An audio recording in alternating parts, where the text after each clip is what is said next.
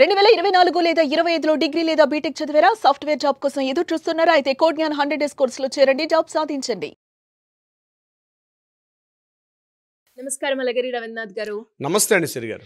Sir, notice ఇవ్వకుండా, ఒక proper information ఇవ్వకుండా ఓనర్స్ సడన్గా రెంట్కున్న వారిని కనుక ఖాళీ చేయమంటే అది చట్ట ప్రకారంగా కరెక్టే అంటారా? లేదు, ఒకవేళ ఇన్ఫర్మేషన్ ఇవ్వాలి అంటే ఎన్ని డేస్ ముందే ఇన్ఫర్మేషన్ని ఇవ్వాల్సిన అవసరం ఉందంటారు? దానికి సంబంధించిన వివరాలు ఏంటి? ఎవరైనా కూడా లీగల్ పరంగా వెళ్ళాలి అంటే ఎలా ఉంటుంది? Andhra Pradesh Telangana rent control act 1960లో దీని గురించి క్లియర్గా మెన్షన్ చేయడం జరిగింది సిరి గారు. అంటే ఒక ప్రాపర్టీని రెంటల్ అగ్రిమెంట్ అంటాం. రెంటల్లో ఉండేటప్పుడు టెనెంట్కి ఓనర్కి ఉండాల్సినటువంటి లీగల్ రైట్స్ ఏంటనేది కూడా అందులో మెన్షన్ చేయడం జరిగింది. అంటే లీగల్ రైట్స్ ఎలా ఉంటాయి, ఇక్కడ టెనెంట్కి కూడా కొన్ని రైట్స్ ఉంటాయి, ఓనర్కి కూడా రైట్స్ ఉంటాయి. టెనెంట్ రైట్స్ తెలుసుకోవాల్సిన బాధ్యత ప్రతి ఒక్క టెనెంట్కి. ఏ హౌస్లో అయితే అద్దెకుంటున్నారో ఆ అద్దెకున్న వ్యక్తిని టెనెంట్ అంటాం. టెనెంట్కి కూడా కొన్ని హక్కులు ఉంటాయి. ఇక్కడ ఓనరు ఎప్పుడు పడితే అప్పుడు సడన్గా వచ్చేసి నాకు అర్జెంటుగా నా ప్రాపర్టీని వేకెంట్ చేయండి అని చెప్పే హక్కు ఓనర్కి లేదు. ఇది గుర్తుపెట్టుకోవాల్సిన అవసరం. ఏ సందర్భంలోనైనా సరే ఓనర్ వచ్చి నా ప్రాపర్టీని అర్జెంటుగా వేకెంట్ చేయండి అని ఓరల్గా చెప్పే హక్కు లేదు. కానీ యాజ్ ఎ ఓనర్గా అతను కొన్ని హక్కులు ఏంటంటే, ఎప్పుడైనా తన ప్రాపర్టీని వేకెంట్ చేయమన్నప్పుడు 30 days ప్రయారిటీ నోటీస్ అయితే ఇవ్వాలి. మినిమం 1 month, 15 to 30 days ఒక ప్రయారిటీ నోటీస్ ఇచ్చి ఆ నోటీస్ టైంలో వేకెంట్ చేయమని చెప్పే హక్కు ఉంటుంది తప్పించి జస్ట్ ఓరల్గా చెప్తే మాత్రం కుదరనటువంటి పని. ఎట్టి పరిస్థితుల్లో రిటర్న్ నోటీస్ అయితే ఇవ్వాలి, రిటర్న్గా చెప్పాలైనా. ఇక్కడ టెనెంట్కి ఏ సందర్భాల్లో తన ప్రాపర్టీని వేకెంట్ చేయమని చెప్పే హక్కు మనకి యాక్ట్లో కూడా మెన్షన్ చేశారు. 3 రకాలుగా ఉంటుంది.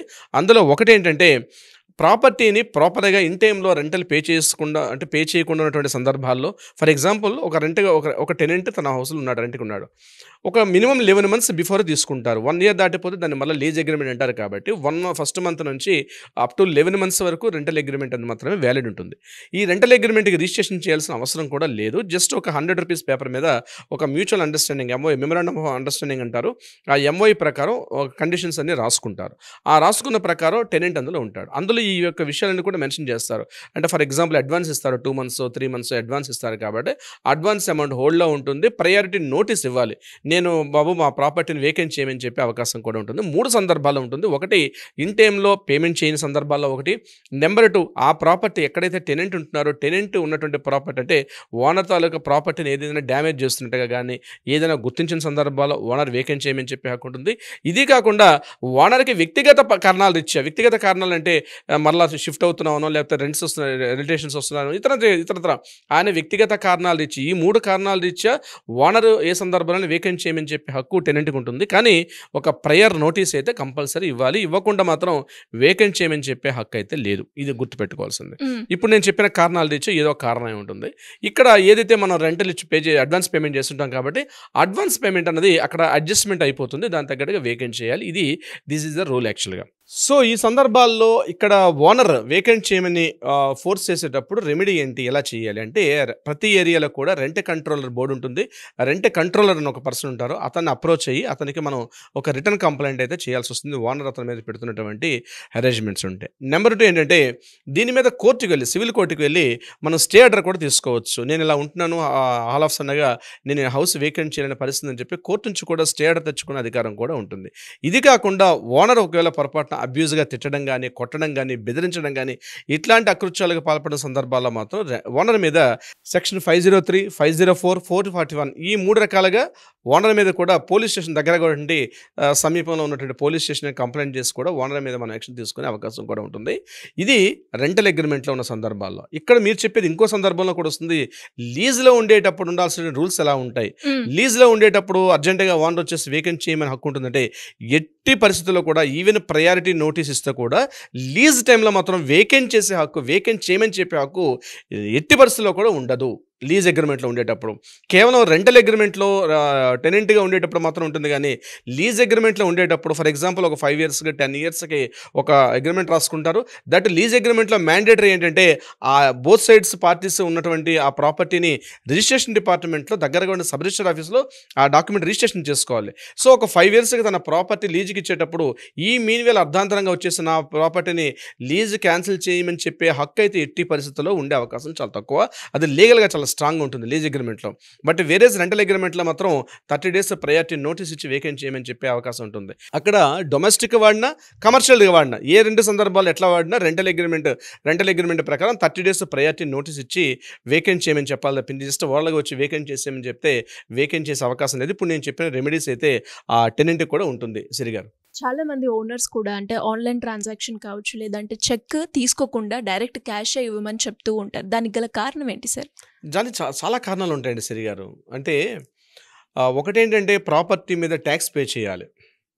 ఆ సందర్భాల్లో ఏం చేస్తారంటే ఓనర్స్ అక్కడ ఉన్న ఏదైతే ట్రాన్సాక్షన్ ఉంటుంది in between the tenant and ఓనర్కి మధ్య పేమెంట్ ట్రాన్సాక్షన్స్ ఏవైతే ఉంటాయో అక్కడ వైట్ చూపించుకోవాలి కాబట్టి అది ఆన్లైన్లో అది చూపించాలి కాబట్టి అది క్యాష్ ఇవ్వమని చెప్పి టెనెంట్స్కి ఫోర్స్ చేస్తారు చాలా సందర్భాలు. చాలా కొద్దిమంది మాత్రమే ఆ వైట్ పేమెంట్ తీసుకుంటారు. జెన్యున్గా పేమెంట్ ఇవ్వండి సార్ మేము వైట్ చూపించుకోవాలని అడుగుతారు కొంతమంది. కానీ చాలా సందర్భాల్లో టెనెంట్స్కి ఏం ఫోర్స్ చేస్తారంటే మీరు క్యాష్ పేమెంట్ చేయండి తప్పించి ఎట్టి పరిస్థితిలో కూడా మీరు ఆన్లైన్ ట్రాన్సాక్షన్ కానీ లేకపోతే చెక్ పేమెంట్ కానీ ఒక డీడీ రూపంలో కానీ ఇట్లాంటివి చేయమని చెప్పి ఫోర్స్ చేయరు.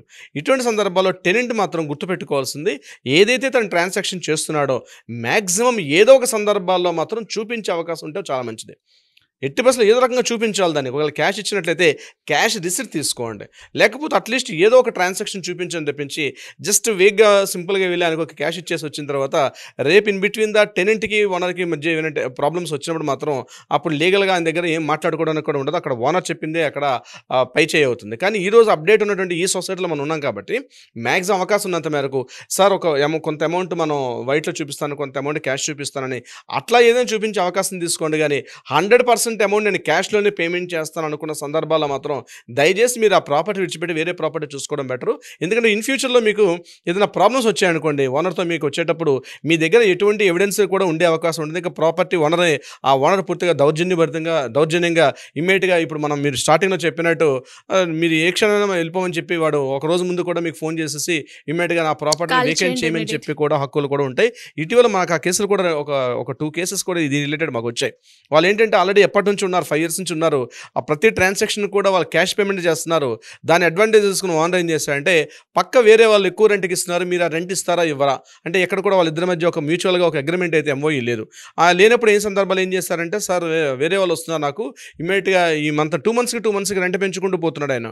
సో ఈ రెంట్ నాకు ఎక్కువ కావాలి, ఆ రెంట్ మీరు ఇవ్వకపోతే ఇమ్మీడియట్గా వేకెంట్ చేయండి వేరే వాళ్ళు వస్తున్నారని చెప్పి ఓవరాల్ కమిట్మెంట్ ఎక్కడ కూడా పేమెంట్ చేస్తున్నారు. ఎవ్రీ మంత్ ఇన్ టైంలో రెంటల్ పే చేస్తున్నారు. కానీ వాళ్ళ మధ్య ఒక ఎంఓఈ కానీ ఒక సాలిడ్ అగ్రిమెంట్ రిటర్న్ డాక్యుమెంట్ లేకపోవడం వల్ల ఓనర్ చెప్పిందే రాజ్యం అవుతుంది. ఇలాంటి సందర్భాల్లో ఎంత మంచి ప్రాపర్టీ అయినా మీరు ఆన్లైన్లో పేమెంట్స్ కానీ వైట్ అమౌంట్ చూపించుకోకుండా క్యాష్ పేమెంట్ చేసేటప్పుడు ఫ్యూచర్లో మీరే ఓనర్ నుంచి ఇబ్బందులు పడే అవకాశం కూడా ఉంటుంది. ఇది కూడా మీరు గుర్తుంచుకోవాల్సిన అవసరం కూడా ఉంటుంది. సరిగారు సరే, ఎలా మరి ఎవరికైనా కూడా ఇలాంటి సిచ్యువేషన్స్ ఎదుర్కొన్నప్పుడు లీగల్ పరంగా మేము వెళ్ళాలి అన్న ఆలోచనతో ఉంటే మీ గైడెన్స్ కావాలి అనుకునేటప్పుడు ఎలా అప్రోచ్ అవ్వాలి సార్ మిమ్మల్ని? ఈ సమస్యలకు సంబంధించి ఎవరైనా ప్రాబ్లమ్లు ఫేస్ చేస్తున్నా దీనికి సంబంధించి ఓనర్స్ బాగా ఇబ్బంది పెడుతున్న సందర్భాల్లో ఉన్నటువంటి ఇమ్మీడియట్గా తక్షణమే మీ చేతిలో ఫోన్ తీసుకోండి, కింద స్క్రోల్ అవుతుంటే మనని కాంటాక్ట్ చేయండి, అట్లీస్ట్ వాట్సాప్లో మెసేజ్ చేయండి. మన లీగల్ టీం మరలా మీకు రెస్పాండ్ అవుతారు.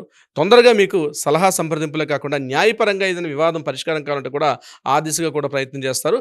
బట్ గుర్తుపెట్టుకోండి, prior appointment is the very most important. Thank you sir. Thank you so much. Thank you so much సరిగా.